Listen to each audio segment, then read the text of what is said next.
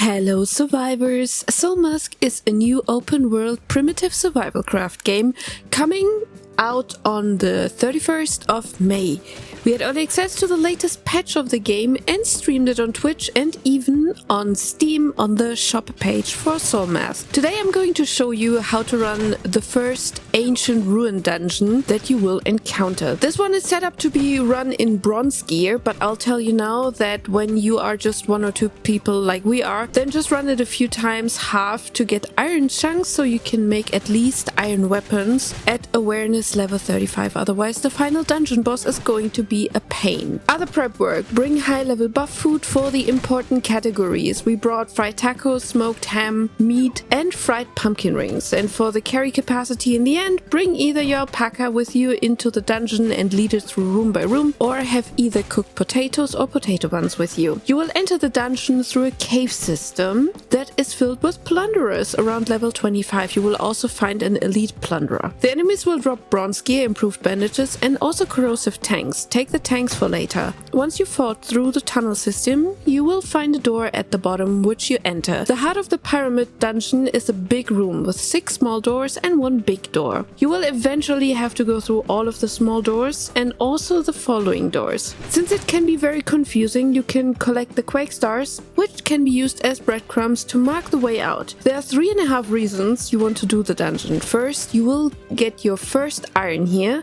Second, you will get your first portal here. And third, you will get the tablet that lets you save NPC characters for later to be able to respawn them in case they die. All of these things are crucial for progress, and the half reason is that there's a lot of loot that is of good use for you: gear, resources and ammunition. The enemies that you encounter in the dungeon are mechanical. They will have blades, shoot you and even use lasers. The corrosive tanks from earlier will weaken them so you can later do more damage to them. Remember to throw them before you attack. Weapon-wise, the hammer seems to be the best choice for these. While I was quick with my double blades, without my mate with the hammer, I wouldn't have been able to clear this place. Each mechanical enemy will drop iron chunks. 2 of those can be melted into an iron ingot. Also take the coal ore from the chest, as they are the second ingredient you need for iron ingots later on. The enemy you just saw was an elite enemy, and it will teach you the mechanics the boss will use later, just in a bigger scale and with more damage. So don't skip this elite, but learn the phases to understand when and how to avoid attacks. The dungeon in itself takes between 1 and 2 hours to finish when you do it the first time. Later you can rush it, as you know which rooms are the important ones. For easy iron access, it's absolutely worth to run the dungeon first for a few times without fighting the end boss though, as farming iron nodes is possible, but the area where these are on the map is really hard to master without already owning iron gear. I know it's a bit counterintuitive, but the devs want you to run this dungeon several times. As you just saw, we finished the room that had the respawn tablet and the addition to it, so we can get our favorite NPCs back if we want. To my knowledge, you can get at least 2 of them in this version of the dungeon, but there's a chance that later on in the final release of the game, the tablet will be behind the boss kill. The portal pieces are scattered around the dungeon. You will need to find 3 different pieces that later can be crafted together in the respawn tablet back in your base.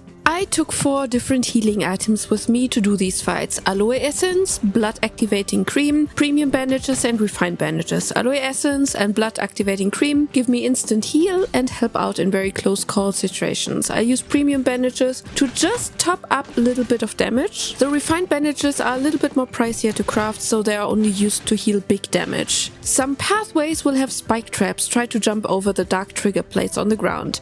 While they don't do a lot of damage, you do not want to lose durability on your armor or use up bandages without a good reason. You will also sometimes have trigger mechanics to open other doors. Some are like in Enshrouded that you need to shoot, others are consoles that you need to interact with. The dungeon also has a knowledge tablet that you need to interact with at some point. The longer you stay in the dungeon, the more likely are respawns later on. In our run, we went back to the entrance about 3 times to bring our loot back to the alpaca. So prepare for this as well by having extra armor and extra weapons, and use the durability mods that you get in the dungeon on your gear. While you would think behind that big door in the main room is the main boss hidden, no, it's one of the portal pieces that you need. And the first times we skipped this room and now we need 1 or 2 of these pieces to complete our other 2 portals. While you can get the portal and the tablet without even looking at the main boss, I would suggest you do it regardless for the loot and for the second tablet that you can use in your outpost. Just keep in mind that if you watch this video later on, there is a chance that the loot distribution of the dungeon is different than it is here in this video, and that we maybe got a little bit more juicy loot for the content creator server.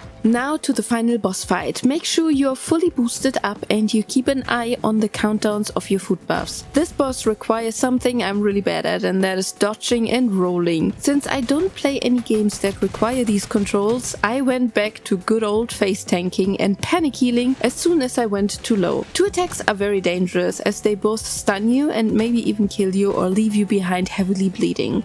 One is the Blade Whirlwind that will leave you behind unable to move, and one is the Hammer attack. This one killed me the first and also the only time I died in the boss arena. The boss does fit through the hallway, so make sure you don't drag him out when looking for cover to heal, as it will reset the health of the boss. When you are 2 or more, have someone else drag the aggro of the boss so you can heal. Use the corrosive tanks to weaken the boss, and either use a hammer yourself or have someone with a hammer and a meat or wine boost to do extra damage. I also tried to set it on fire. It did only a little bit damage but made it impossible for us to even get close to the boss, so not super handy. The corrosion makes sense though. Because this boss requires you to dodge, roll and evade attacks, it might be worth trying to rebind your keys if it feels as weird to you as it does to me.